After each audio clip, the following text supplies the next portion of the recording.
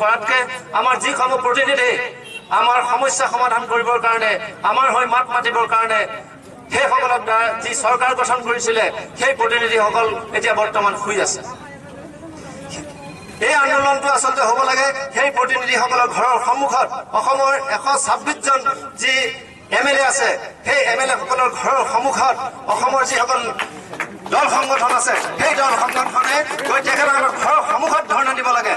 কাৰণ আমি তেখেতসকলক ভোট দিছিলো, আমি তেখেতসকলক আমাৰ সমস্যা সমাধান কৰিবৰ কাৰণে আমি তেখেতসকল শাসনৰ গাদীত দিছিলো। তেখেতসকল এতিয়া গৈ পেলাই দিল্লী গুৱাহাটীত গৈ পেলাই AC ৰুমত গৈ পেলাই AC গাড়ীত বহি পেলাই তেখেতসকলে আমাৰ সমস্যা সমাধান কৰাৰ এটা মিছা প্ৰতিশ্ৰুতিৰে আমাক প্ৰতাৰণা কৰিছে। সেইকাৰণে যিসমূহ ৰাজ্যিক পৰ্যায়ৰ সংগঠন আছে সেই নেতাসকলে এটা কথা বিবেচনা কৰক, এটা কথা সিদ্ধান্ত কৰক যে আমি ৰাজপথত আন্দোলন কৰিম, আমি SPৰ ওচৰত প্ৰতিবাদ কৰিম, DCৰ ওচৰত প্ৰতিবাদ কৰিম, কিন্তু আমাৰ সমস্যা সমাধান নহয়।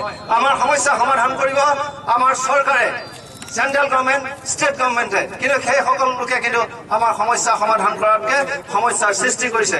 সেইকাৰণে এই আন্দোলন যদি প্ৰতিদিনাই সেই MLA সকলৰ, সেই MP সকলৰ ঘৰৰ সন্মুখত কৰা হয় তেখেতসকল বাধ্য হৈ যাব আমাৰ সমস্যা সমাধান কৰিবৰ কাৰণে। গতিকে